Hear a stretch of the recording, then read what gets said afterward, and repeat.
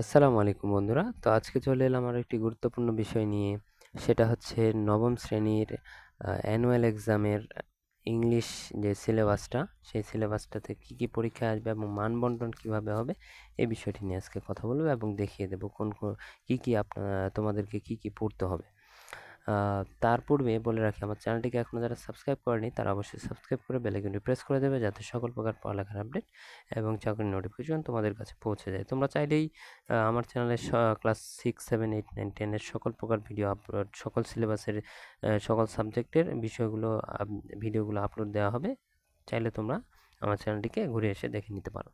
তো যাই হোক, এখানে এখন বলবো যে যেহেতু 30% mark homework, class work, project work থেকে নেওয়া হবে এবং 100 মার্কে তোমাদের পরীক্ষা হবে, সেই 100 মার্ককে 70-তে কনভার্ট করে সেখান থেকেও কিন্তু মার্ক নেওয়া হবে। 70% কনভার্ট করে যত মার্ক হবে সেই তত mark class work, project work, homework থেকে 30 মার্ক থেকে তুমি যত পাবে সেই 30 মার্ক থেকে ওই 70% মার্কসের সাথে যোগ হবে। তো এখন এইখানে বলা হয়েছে সিলেবাস ফর অ্যানুয়াল এক্সামিনেশন 2024। এখানে আর্ট অফ এক্সপ্রেসিং কম্প্যারিজনস, তারপরে ইমাজিনেশনস, জার্নি থ্রু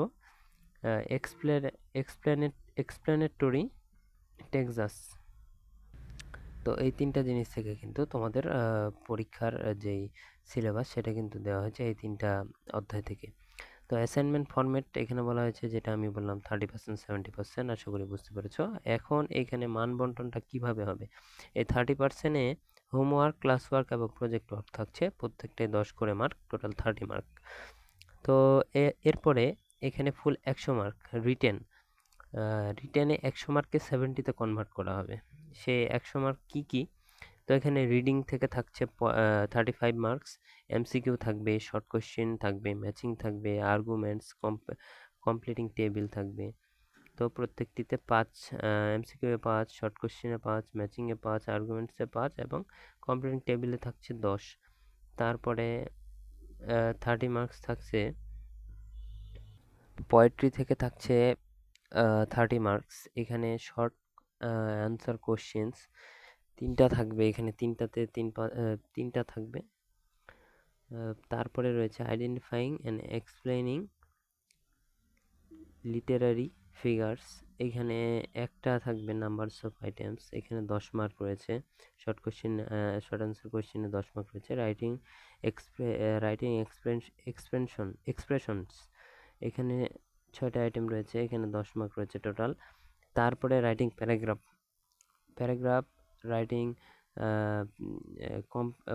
কম্পোজিশন, এখানে রয়েছে 15 মার্ক, প্যারাগ্রাফে রয়েছে 10 মার্ক এবং রাইটিং এক্সপ্লেনেটরি টেক্সটস, এখানে রয়েছে 10 মার্ক। টোটাল কিন্তু 100 মার্কের পরীক্ষা হবে।